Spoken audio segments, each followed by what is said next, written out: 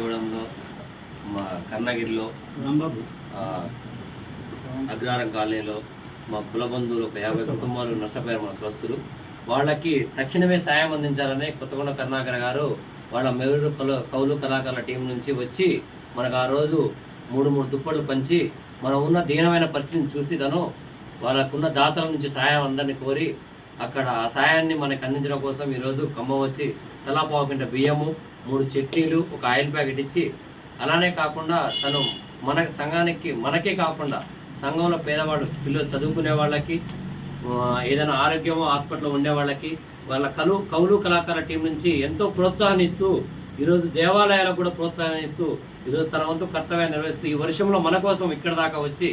మన అందరికీ ఇంత ఆర్థిక సాయం చేయుతను అందిస్తున్నందుకు ఈ ఖమ్మం జిల్లా మేర బంధువుల తరఫున ప్రత్యేక కృతజ్ఞతలు తెలియజేస్తున్నాం. మనకి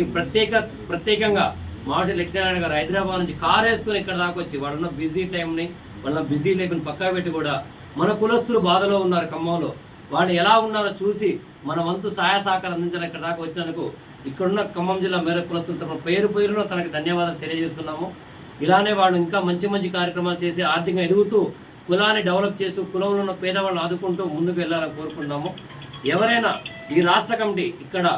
ఇక్కడ టైలింగ్ చేసుకుని బతికే కుటుంబాలు 10 కుటుంబాలు పూర్తిగా ఆర్థికంగా నష్టపోయాయి.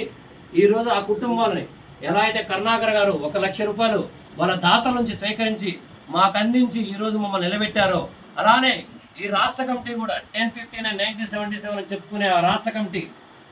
ఈరోజు ఒక 10 మిషన్లు మా కులస్తులకు ఇచ్చి మమ్మల్ని ఆదుకోవాలని ఆ రాష్ట్ర కమిటీని డిమాండ్ చేస్తున్నాము. ఖచ్చితంగా రాష్ట్ర కమిటీ ఇక్కడ ఉన్న మిషన్ పని మీద ఆధారపడి బతికే కులస్తుల్ని, ఎందుకంటే వాళ్ళ మిషన్లు వాళ్ళ వస్తువులు ఖరాబ్ అయిపోయాయి. ఖచ్చితంగా ఈ రాష్ట్ర కమిటీ ఈ కులస్తులను ఆదుకోవాలని కోరుకుంటున్నాం.